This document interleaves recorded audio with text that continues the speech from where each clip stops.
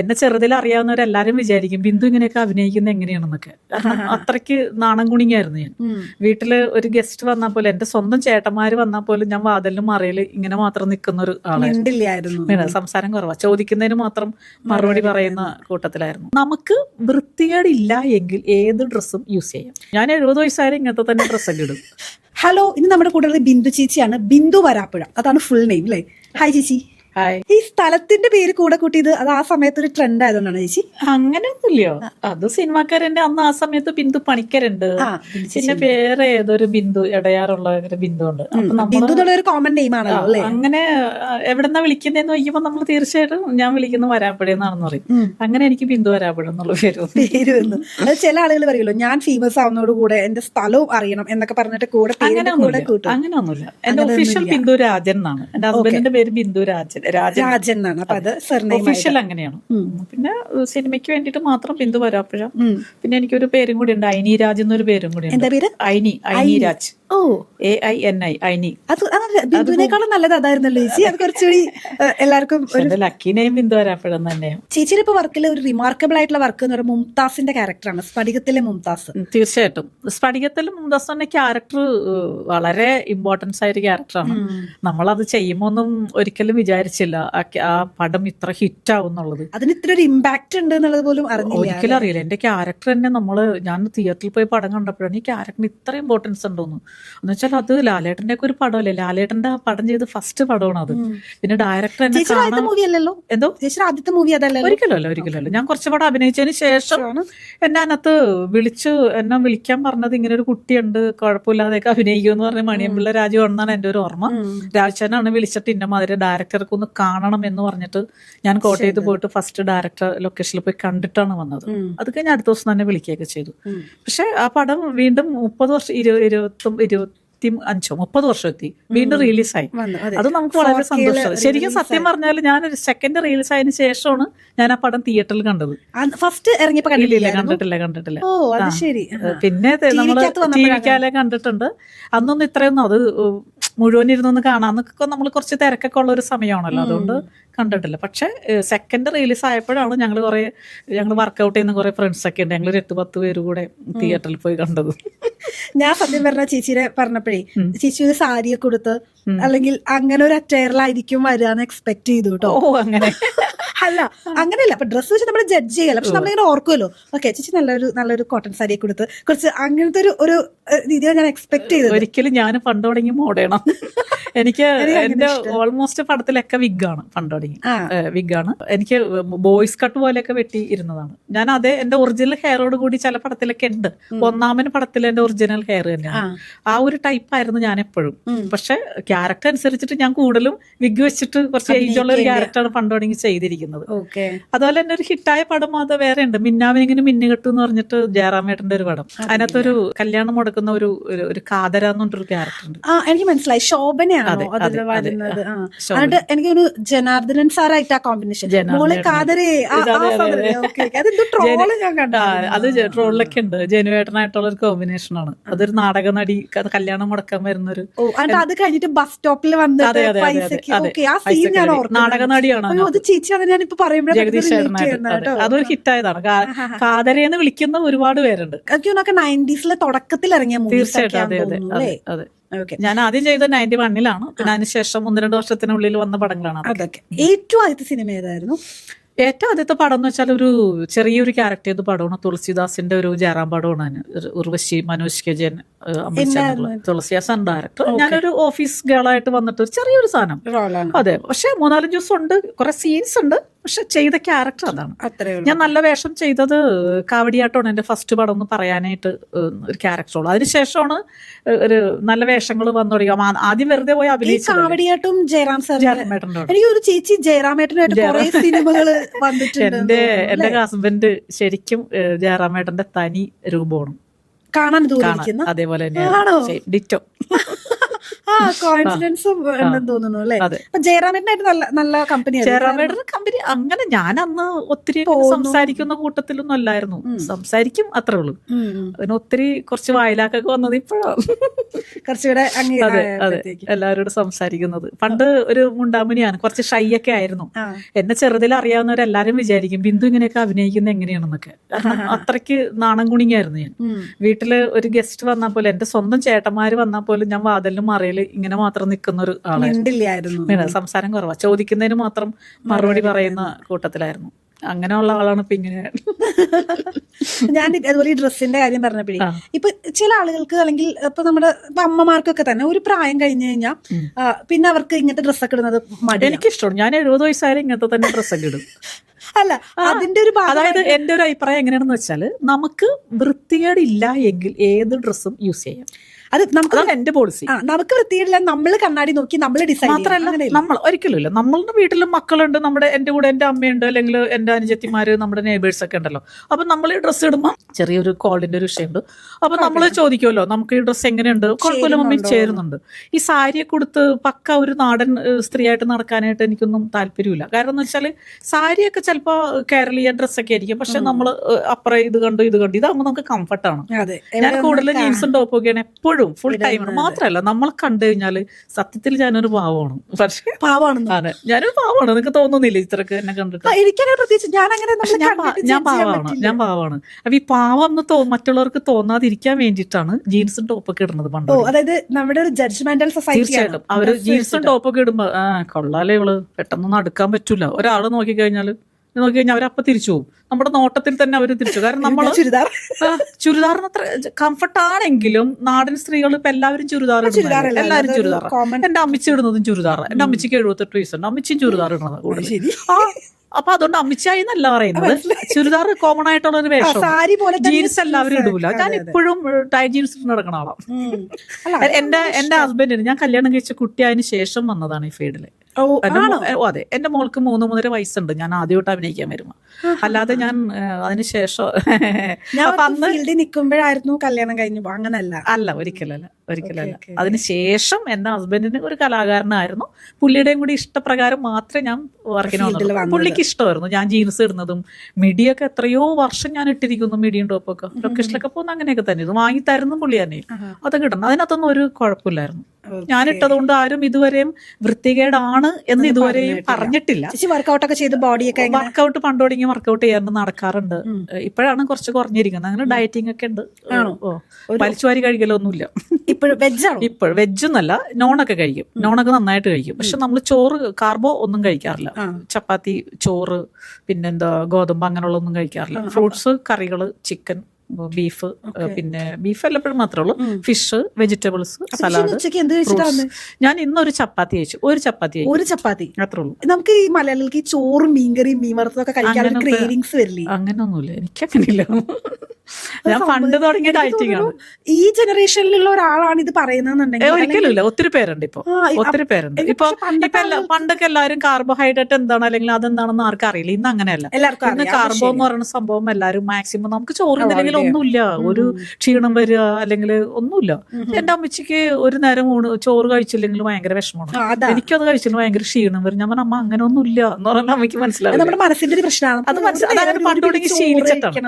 അതെ ഞാനിപ്പോ ഏകദേശം ഒരു മാസമൊക്കെ കേട്ടിട്ടുണ്ടാവും ചോറ് തന്നെ കഴിച്ചിട്ട്. 2 ദിവസം കഴിഞ്ഞ് കഴിഞ്ഞാൽ ഒരു പിടി ചോറ്. എനിക്ക് അങ്ങനെയില്ല. ചോറും മീൻകറി മീൻചാറൊക്കെ കൂട്ടി കഴിക്കാൻ ഞാനൊക്കെ മീൻ കഴിക്കും. വെറുതെ സ്പൂണും കൊണ്ട് ഞാൻ എടുത്തിട്ട് ഗ്രേവി വെറുതെ കഴിക്കാം. മീനൊക്കെ നമുക്ക് എത്ര വേണമെങ്കിലും കഴിക്കാം. വറുത്ത പീസ് അങ്ങനെ കഴിക്കാറില്ല. ചിക്കൻ ഫ്രൈ ഒന്നും കഴിക്കാറില്ല. നാടൻ ചിക്കൻ മേടിച്ചിട്ട് നന്നായിട്ട് കറി വെച്ചിട്ട് കഴിക്കും. അത് വെറുതെ കഴിക്കും. എനിക്കത് 3-5 പീസ് കഴിക്കുമ്പോൾ എനിക്ക് തന്നെ വിശപ്പ് മാറും. സലാഡ് കഴിക്കും. അങ്ങനെ ആയിസെറ്റ്. എനിക്കിപ്പോ നമുക്കൊരു ആക്രാന്തം ഇല്ല. ചോറ് കാണുമ്പോ മീൻകറിയും വറുത്ത കാണുമ്പോ ഒരു ആക്രാന്തം അതുണ്ട്. ആക്രാന്തം എന്നുള്ളതിനും മോശമായ മീനിങ് അതിപ്പോ എനിക്ക് അങ്ങനെ ഇല്ല. ഞാനത് പണ്ട് തുടങ്ങിയ സിനിമയിൽ വന്ന കാലം മുതൽ ഫുഡിനോട് വലിയ ആക്രാന്തം എനിക്കില്ല. ഞാൻ രാവിലെ കഴിക്കുന്ന ടിഫിൻ ഉണ്ടല്ലോ അത് കുറച്ച് മാറ്റി വയ്ക്കും. എന്നിട്ട് ഉച്ചയ്ക്ക് അത് കഴിക്കും. ചോറിനോട് അപ്പോഴും ഇഷ്ടം ഉണ്ടായില്ല. എന്റെ ചേട്ടൻ ഒരിക്കൽ വലിച്ചെറിഞ്ഞു ഇതെടുത്തിട്ട്. ഉച്ചയ്ക്ക് അത് ഇരുന്ന് കഴിക്കുന്നു. ഉപ്പുമാവ് എന്തോ ഇരുന്ന് കഴിക്കുന്നു. പാത്രം എടുത്തൊരു എറുപ്പ് ചോറിനടിയുന്നുണ്ട്. അപ്പൊ എന്താ വെച്ചാല് നമ്മള് അന്നൊടുങ്ങി ചോറിനോട് താല്പര്യക്കുറവാണ്. അന്ന് നമുക്ക് കാർബോ ഉപ്പുമാവ് റവയിലുണ്ടെന്നോ ഗോതമ്പിലുണ്ടെന്നോ അറിയത്തില്ല. ചോറിനോട് മാത്രമേ ഉള്ളൂ. പക്ഷെ ഇന്നിപ്പോ അറിയാം നമുക്ക് കാർബോ എന്താണ്, കാർബോഹൈഡ്രേറ്റ് ഇല്ലാത്തത് എന്താണ്. ഞാൻ രാവിലെ ഒരു ഓംലെറ്റ് മാത്രം കഴിച്ചിട്ട് നിൽക്കാം, വേറെ ഒന്നും കഴിക്കാറില്ല. പിന്നെ ബദാമും കശുവണ്ടി അങ്ങനെയുള്ളതൊക്കെ കഴിക്കും. തീർച്ചയായിട്ടും. അപ്പൊ നമുക്ക് ക്ഷീണമില്ല, ബുദ്ധിമുട്ടില്ല, ഒന്നുമില്ല. ഇപ്പൊ നമ്മൾ സിനിമയിൽ വരുമ്പോൾ നമ്മുടെ എല്ലാവരുടെയും ചേച്ചി വളരെ ചെറുപ്പത്തിൽ യങ്ങില് സിനിമയിൽ വന്നതാണ്. അപ്പൊ ആ ഒരു സമയത്ത് നമ്മുടെയൊക്കെ ആഗ്രഹം എന്ന് പറയുന്നത് ഒരു നായിക ആവുക എന്നുള്ളത്. എനിക്ക് അങ്ങനെ ചിന്ത വന്നിട്ടില്ല. അത് ചിലപ്പോ ഞാൻ ചെറുതിലെ വന്നതിലും ഞാനൊരു കല്യാണം കഴിച്ച് എന്റെ വിചാരം കല്യാണം കഴിക്കാത്തവരാണ് നായിക ആവണമെന്നുള്ളതാണ്. പണ്ട് അങ്ങനെ ഉണ്ടായിരുന്നു തോന്നുന്നില്ല, കാരണം കല്യാണം കഴിഞ്ഞവര് പിന്നെ അങ്ങനെയാണ് ഞാൻ വിചാരിച്ചിരുന്നത്. ഇന്നിപ്പോ നമ്മളുടെ നായികമാർക്ക് എല്ലാവർക്കും കുട്ടികളും എല്ലാവരും ഉള്ളവർ തന്നെയാണ്. അന്ന് പിന്നെ അതിനൊരിക്കലും ശ്രമിച്ചിട്ടില്ല. ഞാൻ കിട്ടുന്ന വേഷം ചെയ്തു, അത്രയ്ക്കുള്ള അറിവൊക്കെ നമുക്കുള്ളൂ. പിന്നെ നമ്മൾ വരുന്ന വേഷങ്ങൾ ചെയ്യുക എന്നുള്ളതാണ്. നമ്മൾ വേഷം തേടി ഒരിക്കലും ഒരു നായിക വേഷം തരുമോ അല്ലെങ്കിൽ നായിക വേഷം കിട്ടുമോ എന്ന് ചോദിച്ചിട്ട് നമ്മൾ അങ്ങനെ ഒന്നും പോയിട്ടില്ല. അങ്ങനെ പോവാത്തതൊരു കുറവായി എനിക്ക് തോന്നിയിട്ടില്ല കേട്ടോ. കാരണം ചേച്ചി ഇപ്പൊ എല്ലാവരും അങ്ങോട്ട് ചോദിക്കുക. അതൊന്നും വിഷയമില്ല മോളെ. പണ്ടെന്ന് വെച്ചാൽ അതിനൊക്കെ ഭയങ്കര ലിമിറ്റഡ്. നമ്മൾക്കൊരു പല സിനിമയിലെ പല ടൈപ്പ് ക്യാരക്ടേഴ്സ് ഉണ്ടാവും പുറത്ത്. അപ്പൊ നമ്മൾ അങ്ങനെയൊക്കെ പോകുന്നത് നമ്മൾ ഒറ്റയ്ക്ക് ഒരു സ്ഥലത്ത് പോവാറില്ല. എനിക്ക് എങ്ങും ഒറ്റയ്ക്ക് പോകാൻ അറിയത്തില്ലായിരുന്നു. എന്റെ കൂടെ എപ്പോഴും ആരെങ്കിലും വാലുകൾ എന്ന് പറഞ്ഞാണ് നമ്മൾ പറയുന്നത് ഉണ്ടായിരുന്നു. പിന്നെ അല്ലെങ്കിൽ ആരും ഇല്ലെങ്കിൽ ഞാൻ കരയും ചേട്ടൻ അവിടെ ഷൂട്ടിനോന്ന് ചേട്ടന് വന്നിട്ടുണ്ട് ഒത്തിരി സ്ഥലത്ത്. എന്റെ മാമൻ പിന്നെ എൻ്റെ ചേട്ടൻ്റെ അമ്മായിയമ്മയുടെ അനുജത്തി, അവരുടെ മകള്, അങ്ങനെയൊക്കെയാണ് വന്നിരിക്കുന്നത്. പിന്നെ പേപ്പർ ഞാൻ എൻ്റെ കൂടെ അസിസ്റ്റൻ്റായി. എങ്കിലും അങ്ങനെയുള്ള സ്ഥലത്തൊക്കെ പോകും എപ്പോഴും ആരെങ്കിലും ഉണ്ടാവും. അസിസ്റ്റന്റിനെ വെച്ച് തുടങ്ങിയിട്ട് പിന്നെ വർഷങ്ങളോളം അവര് ആയിരുന്നു. പിന്നെ വണ്ടിയായിട്ട് പോയി തുടങ്ങി. അപ്പൊ പിന്നെ ഡ്രൈവറും ഉണ്ടാവും. അപ്പൊ നമ്മളെപ്പോഴും സേഫ്. അതെ, അപ്പൊ നമ്മള് എവിടെയും പോകണമെങ്കിലും പറഞ്ഞിട്ട് ഇരുന്നാൽ മതിയല്ലോ, അവർക്കറിയാം. അങ്ങനെയായിരുന്നു. സ്ഫടികത്തിൽ ലാലേട്ടനായിട്ട് കോമ്പിനേഷൻ സീൻ വരുന്നുണ്ടല്ലോ. അതുപോലെ ഇപ്പൊ മമ്മൂക്ക ജയറാം സാറിന്റെ കാര്യം പറഞ്ഞു. അങ്ങനെ ഏകദേശം എത്രത്തോളം സൂപ്പർ താരങ്ങളായിട്ട് അഭിനയിച്ചിട്ടുണ്ട്? മമ്മൂക്കയായിട്ട് ഞാൻ അഭിനയിച്ചിട്ടുണ്ട്. സുഹൃതം എന്ന പടത്തിൽ മമ്മൂക്കയുടെ, അതും നല്ല ഹിറ്റ് പടമല്ലേ. സുഹൃതത്തിൽ മമ്മൂട്ടിയുടെ പെങ്ങൾ വേഷമാണ്, അതായത് കവിയൂർ പൊന്നമ്മയുടെ മകള് ആയിട്ടുള്ള വേഷം ഞാനാണ് ചെയ്തിട്ടുണ്ട്. MT സാറിന്റെ ഒരേ ഒരു പടം ചെയ്യാനുള്ള ഭാഗ്യം നമുക്ക് കിട്ടിയിട്ടുള്ളൂ. അത് ചെയ്തിട്ടുണ്ട്. മമ്മൂക്കയുടെ ഒരു പടം കൂടി ചെയ്തിട്ടുണ്ട്. മാർച്ച് 19 എന്ന് പറഞ്ഞിട്ട് ഉണ്ണിമൂന്നനൊക്കെ അഭിനയിച്ചൊരു ഫസ്റ്റ് അഭിനയിച്ച.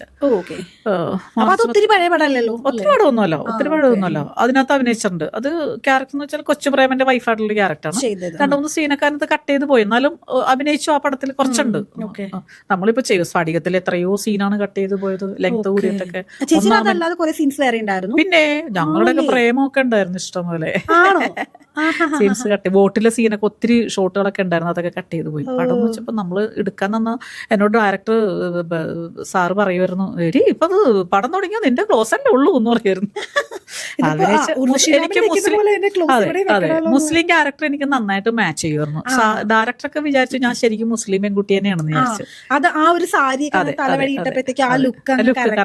ഞാൻ ഒത്തിരി പടത്തിൽ മുസ്ലിം ക്യാരക്ടർ ചെയ്തിട്ടുണ്ട്. ഇപ്പൊ ലാലേട്ടന്റെ ഒക്കെ തന്നെ എനിക്ക് അതിനകത്ത് വന്നതിന് ശേഷമാണ് ലാലേട്ടൻ തന്നെ സത്യൻ സാറിനെ പരിചയപ്പെടുത്തി. അവിടെ ലൊക്കേഷനിൽ സാറ് വന്നിരുന്നു. പിൻഗാമി എന്ന പടത്തില് അബിൽചേട്ടന്റെ ജോഡിയായിട്ടുള്ള റുഖിയ എന്നൊരു ക്യാരക്ടർ, മുസ്ലിം ക്യാരക്ടർ ഓർക്കുന്നുണ്ടോ? പിൻഗാമി ലാലേട്ടന്റെ സിനിമയല്ല, ലാലേട്ടന്റെ പടത്തിൽ അമ്പിളിച്ചാന്റെ ജോഡി. നമ്മള് ലാലേട്ടനൊക്കെ ആക്സിഡന്റ് ആയിട്ട് വരുമ്പോ തിരുമണത്, അമ്മ വന്ന് തിരുമഴക്കും. ഞാൻ ആ സിനിമ കംപ്ലീറ്റ് അതൊക്കെ കോമഡിയിലൊക്കെ എപ്പോഴും വരുന്ന ഒരു സാധനം. അത് മുസ്ലിം ക്യാരക്ടറാണ്. പിന്നെ കളമശ്ശേരി കല്യാണിയൊക്കെ മുസ്ലിം ക്യാരക്ടർ ചെയ്തിട്ടുണ്ട്. മിമിക്സ് ആക്ഷൻ 500 അതിനകത്തൊക്കെ ചിപ്പിയുടെ കൂട്ടുകാരിയൊക്കെ ആയിട്ട് വർക്ക് ചെയ്തിട്ടുണ്ട്. അതിനകത്തൊക്കെ മുസ്ലിം ക്യാരക്ടറാണ്. പണ്ടത്തെ എനിക്ക് തോന്നുന്നു ഏകദേശം ആ സമയത്ത് ഇറങ്ങിയ എല്ലാ സിനിമകളിലും ഏതെങ്കിലും ഒരു റോളെങ്കിലും ചേച്ചിക്ക്. ഞാൻ അങ്ങനെ തീരെ ചെറിയ വേഷമൊന്നുമല്ല അന്ന് ചെയ്തിരുന്നെല്ലാം നല്ല വേഷങ്ങളായിരുന്നു, അത്യാവശ്യം നല്ല വേഷങ്ങളാണ്. പിന്നെ നമ്മുടെ ഫ്രണ്ട്ഷിപ്പ് നമ്മൾ അറിയുന്നവർ വിളിക്കുമ്പോഴാണ് വേറെ അവര് കറക്റ്റായിട്ടല്ല പറയുന്നത്. 2-3 സീൻ ഉണ്ടെന്നൊക്കെ പറയും. ഒരു ക്യാരക്ടർ പറയുമ്പോൾ അതിനെക്കുറിച്ച് വലിയ കഥയായിരിക്കും അവർ പറയുന്നത്. പക്ഷെ ഒരിക്കലും നമ്മളോട് ചെല്ലുമ്പോൾ കഥ വെറുതെ ആയിരിക്കുള്ളൂ. ഒരു സീൻ 2 സീൻ ഞാൻ അങ്ങനെ തെറ്റിയൊക്കെ പോകുന്നുണ്ട് പല പടത്തിൽ നിന്ന്.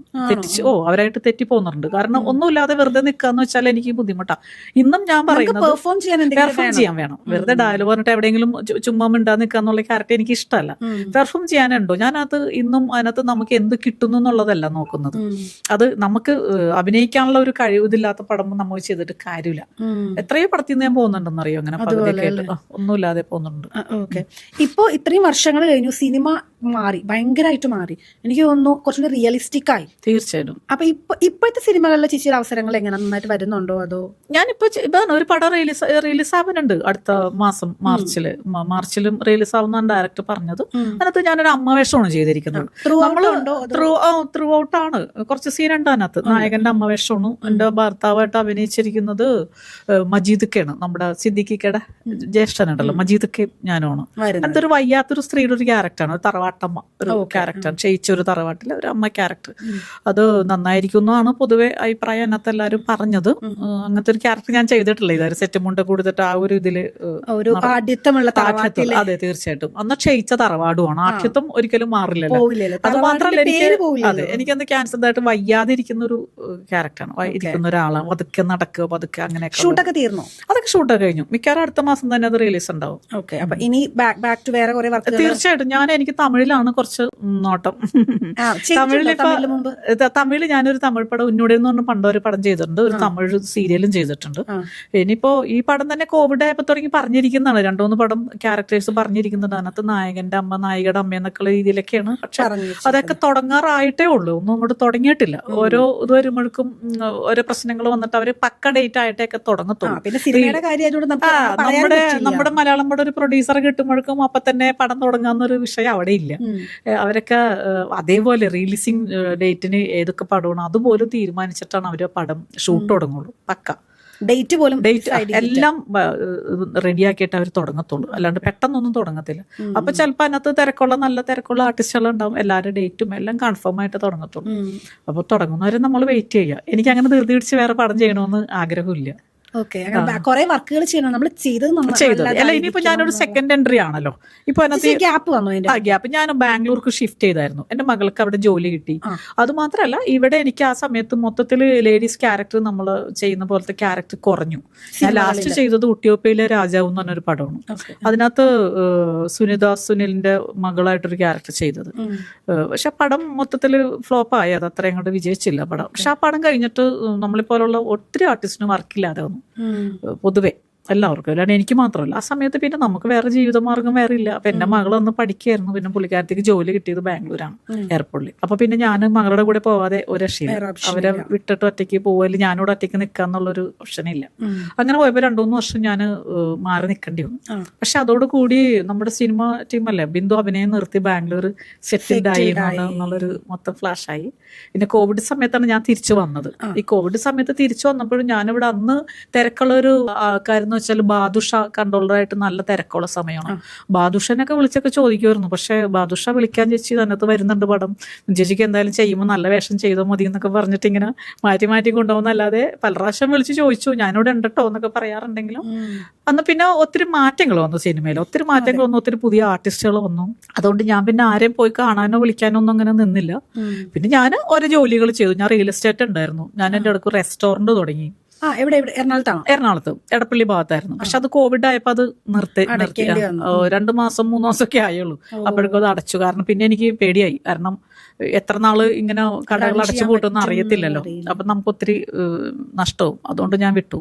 പിന്നെ അതിനുശേഷം റിയൽ എസ്റ്റേറ്റ് ചെയ്തു. പിന്നെ അപ്പോഴേക്കും സിനിമക്കാരൻ റിയൽ എസ്റ്റേറ്റ് ചെയ്ത് ഒത്തിരി കോടികൾ ഉണ്ടാക്കി.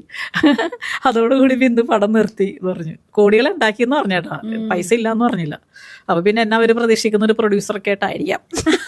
ചേച്ചിക്ക് പ്രൊഡക്ഷൻ ഒരു ഡയറക്ഷനോടൊക്കെ ഒരു താല്പര്യം? തീർച്ചയായിട്ടും എനിക്ക് പ്രൊഡക്ഷനും ആഗ്രഹമുണ്ട്, ഡയറക്ഷൻ ചെയ്യാൻ ആഗ്രഹം. അത് പെട്ടെന്ന് കയറിയൊരു ഡയറക്ഷൻ ചെയ്യണമെന്നല്ല, കുറച്ച് പടങ്ങളൊക്കെ ചെയ്യാൻ ആഗ്രഹമുണ്ട്. ഞാൻ ചെയ്യും. നമുക്കൊരു സൂപ്പർ സ്റ്റാർ പടമൊക്കെ എക്സ്പെക്ട് ചെയ്യാവോ? അതിപ്പോ നമ്മൾ അങ്ങനെ ഒന്നും തീരുമാനിച്ചിട്ടില്ലല്ലോ. അതിനകത്ത് നമുക്കൊരു കഥ നമുക്ക് ഇഷ്ടപ്പെടുന്ന ഇപ്പോഴത്തെ ഇതിൽ പോകും. കഥ എഴുതൂ? ഇല്ല. കഥകൾ നമ്മുടെ മനസ്സിൽ എന്തെങ്കിലുമൊക്കെ ഉണ്ടെങ്കിൽ നമ്മൾ പറയാനും ഒരു 1 ലൈൻ ത്രെഡ് പോലെയൊക്കെ അങ്ങനെയൊക്കെ ഉണ്ട്. അപ്പൊ അതനുസരിച്ചിട്ട് ആരാണ് ആർട്ടിസ്റ്റ് വന്നെന്ന് വെച്ചാൽ അവരെ, അത് ഇന്നവരെന്നൊന്നും ഒരിക്കലും ഇല്ല. ഇന്നത്തെ കാലത്ത് മമ്മൂട്ടി, മോഹൻലാൽ അങ്ങനെയുള്ളവരൊന്നും അല്ല. ലാലേട്ടനായാലും മമ്മൂക്കയായാലും ജയറാമേട്ടൻ ആരായാലും പടം ഓടും. പക്ഷെ നല്ല സബ്ജക്റ്റ് ആയിരിക്കണം, നല്ല തിരക്കഥ. അതിനിപ്പോ ആക്ച്വലി എനിക്ക് തോന്നുന്നു സൂപ്പർ താരങ്ങൾ വേണമെന്ന് പോലും ഒരു നിർബന്ധം. നല്ല സ്ക്രിപ്റ്റ് ഉണ്ട്, നന്നായി അഭിനയിക്കുന്ന സിനിമകൾ വിജയിച്ച് കാണിച്ചിട്ടുള്ള ഒത്തിരി അനുഭവങ്ങളുണ്ട് എല്ലാവർക്കും. അപ്പൊ അത്രേ ഉള്ളൂ. അല്ലാണ്ട് ഇന്നാരെ വെച്ചിട്ട് ചെയ്യണമെന്നുള്ളൊരു ഒന്നുമില്ല. അങ്ങനെയാണ് വരുന്നതെങ്കിൽ തീർച്ചയായിട്ടും അത് ചെയ്യും. ചേച്ചിയുടെ ആഗ്രഹം എന്താ? അങ്ങനെയാണോ? ഞാൻ അങ്ങനെ ഒന്നും ആഗ്രഹിച്ചല്ല, ആരെ വെച്ച് ചെയ്യണമെന്നുള്ള ആഗ്രഹിച്ചല്ല. ഒരു പടം ഡയറക്ഷൻ മാത്രമേ എന്റെ മനസ്സിലുള്ളൂ. അതുപോലെ തന്നെ പ്രൊഡക്ഷൻ ചെയ്യും. ഞാനും പണ്ടൊക്കെ ഒത്തിരി ടെലിഫിലിംസും അങ്ങനെയുള്ളതൊക്കെ ചെയ്തിട്ടുണ്ട്, പ്രൊഡ്യൂസ് ചെയ്തിട്ടുണ്ട്. പിന്നെ എന്റെ ചേട്ടനുള്ള സമയത്ത്, ഇപ്പൊ എന്റെ ചേട്ടനില്ല, ഓൾറെഡി 13 വർഷമായി പുള്ളി നമ്മളെയൊക്കെ വിട്ടുപോയിട്ട്. പക്ഷെ ആ പുള്ളിക്ക് അഭിനയിക്കാൻ ചേട്ടന് ഭയങ്കര ഇഷ്ടമായിരുന്നു. അപ്പൊ പ്രൊഡ്യൂസ് ചെയ്തതിന് പുള്ളിയും അഭിനയിച്ചിട്ടുള്ളതാണ്. അപ്പൊ ഇനിയിപ്പോ നല്ലൊരു സിനിമ ചെയ്യാനായിട്ടൊക്കെ അങ്ങനെ പറ്റിയാൽ ചെയ്യണം എന്നുള്ളതാണ് ആഗ്രഹം. ദൈവം അതിന് ഇടവരുത്തട്ടെ. സിനിമയാണല്ലേ എപ്പോഴും ഇഷ്ടം? സിനിമയാണ് ഇഷ്ടം. സീരിയല് മോശമായിട്ടല്ല. സീരിയലൊക്കെ ഞാൻ ചെയ്തിട്ടുണ്ട്, ഒരു 10-15 സീരിയലൊക്കെ ചെയ്തിട്ടുണ്ടാവും. ഇതിനിടക്കും ഒരു സീരിയല് ഫ്ലവേഴ്സിൽ ചെയ്തായിരുന്നു ഞാൻ സീരിയൽ. പിന്നെന്ന് വെച്ചാലേ നമുക്ക് റിസ്ക് കൂടുതലാണ്. നമ്മൾ ഈ ഞാൻ ആദ്യമായിട്ട് സിനിമ ചെയ്താണ് വന്നിരിക്കുന്നത്. അപ്പൊ നമുക്ക് സീരിയലിൽ പോകുമ്പോന്ന് വെച്ചാൽ നമുക്ക് ഈ ഡ്രസ്സ് കൊണ്ട് പോകണം, കോസ്റ്റ്യൂംസ് നമ്മൾ എടുക്കണം, പിന്നെ റിസ്ക് ആണ്. മാക്സിമം നമ്മൾ ഒരു ദിവസം നമ്മളെ വെച്ച് മാത്രമായിരിക്കും പ്ലാൻ ചെയ്യും. ഞാൻ വിഷമിച്ചോടുണ്ട് ഒരു സീരിയലൊക്കെ ചെയ്തിട്ട് വല്ലാതെ. കാരണം നമ്മൾ ഡ്രസ്സ് മാറാൻ പോലും സമയം കിട്ടാതെ ധൃതി പിടിച്ചിട്ട് പെട്ടെന്ന് അടുത്ത ഷോട്ട് മാക്സിമം നമ്മളെ വെച്ചിട്ട് സീൻ ചെയ്യും. 6 മണിക്ക് നമ്മൾ കറക്റ്റ് ലൊക്കേഷനിൽ പോകണം. വെളുപ്പിന് 6 മണിക്ക് രാവിലെ 6 മണിക്ക്. അപ്പൊ പോയി കഴിഞ്ഞാല് രാത്രി 9:30-10 മണി വരെ നമുക്ക് ശരിക്കും റെസ്റ്റ് ഇല്ലാതെ തന്നെ വർക്ക് ഉണ്ടാവും. അങ്ങനെ വെച്ച് പ്ലാൻ ചെയ്യുള്ളൂ. അപ്പൊ അത് നമുക്ക് ബുദ്ധിമുട്ടാണ്. ബിഗ് സ്ക്രീനും സ്മോൾ സ്ക്രീനും തമ്മിൽ ഭയങ്കര ഡിഫറൻസ് തന്നെ. തീർച്ചയായിട്ടും ബിഗ് സ്ക്രീൻ എന്ന് പറയുമ്പോൾ ഒരു സിനിമ നമ്മൾ 100 വർഷം കഴിഞ്ഞാലും നമ്മൾ മുതുമുത്തശ്ശിയായിരുന്നാലും നമ്മുടെ മക്കൾക്കൊക്കെ കാണാം. ഇപ്പൊ ചേച്ചി പറയണ മുംതാസിന്റെ കാര്യം എനിക്ക് തോന്നുന്നു. ഇപ്പോ ഈ മുംതാസിന്റെ സംഭവമില്ലേ, നമ്മളിപ്പോ സംസാരിക്കുമ്പോഴും അതിന്റെ ഒരു കട്ട് വെച്ചിട്ട് പോയി കഴിഞ്ഞാലാണ് ഇത് ആ പെങ്കൊച്ചാണോ എന്നുള്ള, അതായത് ആ ചേച്ചി ഇപ്പൊ ഇങ്ങനെയാണോ ഇരിക്കുന്നത് കാണാൻ ആളുകൾക്ക് ക്യൂരിയോസിറ്റി ഉണ്ടാവും. സിനിമ ചെയ്യുമ്പോഴത്തേക്കും ഉള്ള ഒരു ഗുണം എന്ന് പറയുന്നത് സിനിമ അതാണ്. ആദ്യമായിട്ട് സിനിമ ചെയ്തത് കൊണ്ട് നമുക്ക് സിനിമയാണ് എപ്പോഴും ഇഷ്ടം. സിനിമയൊന്നും നിലനിൽപ്പുണ്ട്. സീരിയൽ എന്ന് പറയുമ്പോൾ കുറച്ച് നാൾ അത്രേ ഉള്ളൂ. പക്ഷെ നമുക്ക് കൂടുതൽ പബ്ലിസിറ്റി കിട്ടുന്ന സീരിയൽ ആൾക്കാരനൊക്കെ എല്ലാവർക്കും പെട്ടെന്ന് മനസ്സിലാകും. ചിലപ്പോൾ സിനിമ ഒരു 10 സിനിമ ചെയ്താലായിരിക്കും നമ്മൾ മനസ്സിലാവുന്നത്. അങ്ങനെയുണ്ട്. ഇപ്പോഴും എന്റെ ഈ രൂപമൊന്നും എല്ലാവർക്കും മനസ്സിലാവില്ല കേട്ടോ. ചിലർക്ക് പെട്ടെന്ന്, ഞാൻ എപ്പോഴും ഒരു ക്യാപ്പ് വെക്കുന്ന ഒരു ശീലമുണ്ട്. പുറത്തു പോകുമ്പോൾ എപ്പോഴും ഒരു ക്യാപ്പ് വെച്ചിട്ട് പോകും. അതിനകത്ത് 2 ഉണ്ട്. ഒന്ന് വെയിലോ എന്തെങ്കിലും കൊള്ളാതിരിക്കാം. പക്ഷെ നമ്മൾ ആരെങ്കിലും കണ്ട് പെട്ടെന്ന് മനസ്സിലാക്കാനായിട്ട് എനിക്ക് താല്പര്യമില്ല. അങ്ങനെ എല്ലാവരും അറിയാം. അതെന്ന് വെച്ചാൽ ഞാൻ ഒരു സാധാരണ ആൾക്കാരെ പോലെ നടക്കുന്നതാണ്. ഞാൻ കടവന്ത്രം താമസിക്കുന്നു, അവിടെയൊക്കെ ഞാൻ നടക്കും, കടയിൽ പോകും, മാർക്കറ്റിൽ പോകും, എല്ലാം ചെയ്യും. ഞാൻ വലിയ ആർട്ടിസ്റ്റായിട്ടൊക്കെ ഒന്നും അങ്ങനെ ഇരിക്കാറില്ല. നിറയെ വർക്കുള്ള സമയത്തും ഞാൻ അങ്ങനെ തന്നെയാണ്. ഞാൻ വരാപ്പുഴ താമസിക്കുന്ന സമയത്തും ഞാൻ മാർക്കറ്റിലൊക്കെ പോകും, എല്ലായിടത്തും പോകും. അപ്പൊ നമ്മുടെ കൂടെ ആരെങ്കിലും ഉണ്ടാവും, ഒറ്റയ്ക്കല്ല പോകുന്നത്. അല്ല, ആളുകൾ തിരിച്ചറിയുന്നത് ഒരു സന്തോഷമുള്ള. അതെ, ഇപ്പൊ ഞാനിപ്പോ പടത്തിലൊന്നും ഇല്ലല്ലോ അധികം. അപ്പൊ നമുക്ക് തിരിച്ചറിഞ്ഞാൽ നമുക്ക് ഇങ്ങനെ നടക്കാൻ പറ്റില്ല. ഞാനിവിടെ വീട്ടില് എന്റെ അമ്മ കുറച്ച് പ്രായമായതല്ലേ, ഞാനാണ് കടയിലൊക്കെ പോകുന്നത്. അപ്പൊ നമ്മൾ പെട്ടെന്ന് തിരിച്ചറിയുന്ന, അവരറിഞ്ഞോട്ടെ ഈ ക്യാപ്പ് ഇങ്ങനെ വെച്ച് കഴിഞ്ഞാൽ ചിലവർക്ക് ദൂരെ നിന്ന് മനസ്സിലാവും. ചോദിക്കാറുണ്ട് ഇപ്പൊ, ശരിക്കും വർക്കൊന്നും ചെയ്യുന്നില്ലേ ചേച്ചി, വർക്ക് അഭിനയിക്കൊന്നും, വർക്കില്ലേ, വർക്കിന് പോകുന്നില്ലേ, അഭിനയിക്കട്ടെ എന്നൊക്കെ പറയും. അഭിനയിക്കുന്നത് കുറെ പേർക്ക് നല്ലൊരു ഇഷ്ടമായിട്ടാണ് എനിക്ക് തോന്നിയിരിക്കുന്നത്. ഇഷ്ടമാണെന്ന് പറയാം. എനിക്ക് നിങ്ങൾ ആർട്ടിസ്റ്റുകൾ നേരിടുന്ന ഏറ്റവും വലിയ പ്രശ്നം അതാണ്. ഇപ്പൊ വർക്കൊന്നും ഇല്ല, ഇപ്പൊ സിനിമയിലൊന്നും കാണുന്നില്ല. ചോദ്യം ചേച്ചി ഇതിനെങ്ങനെ നേരിടുന്നത്? വർക്കില്ല, ഇപ്പൊ ചെയ്യുന്നില്ല, കുറച്ച് ഗ്യാപ്പ് ഉണ്ട്, അത്രേ ഉള്ളൂ. ഇനി വരുന്നുണ്ട്, ചെയ്യും. അങ്ങനെ പറയുമ്പോൾ നമ്മള്, ഞാനത് കള്ളം പറഞ്ഞ ശീലമില്ല. വരുന്നുണ്ടെന്നുള്ളത് നമുക്ക് സത്യമാണ്. അത് എന്താണെന്നുള്ളത് അറിയത്തില്ല. പിന്നെ നമ്മൾ വേറെ ബിസിനസ് ഒക്കെ ചെയ്യുന്നു, വേറെ ഇതൊക്കെ ചെയ്യുന്നത് കൊണ്ട് അതറിയാം, അതിന് എങ്ങനെയുണ്ട് ബിസിനസ്, അങ്ങനെയൊക്കെ ചോദിക്കും. അത്ര. റിയൽ എസ്റ്റേറ്റ് ചെയ്യുന്നുണ്ടോ? റിയൽ എസ്റ്റേറ്റ് ഞാൻ വളരെ കുറവ്. ഞാനൊരു ഫിനാൻസ് കമ്പനിയിൽ വർക്ക് ചെയ്യുന്നുണ്ട്. പിന്നെ ലോണും ഇതൊക്കെ കൊടുക്കുന്ന ഒരു ഇൻവെസ്റ്റിംഗ് കമ്പനിയിൽ വർക്ക് ചെയ്യുന്നുണ്ട്. അപ്പൊ ഇതിന്റെ കൂടെ അത് നിർത്തില്ല, അത് ഇതിന്റെ ഇടയിൽ പോകുന്ന ഒരു ജോലിയാണ്.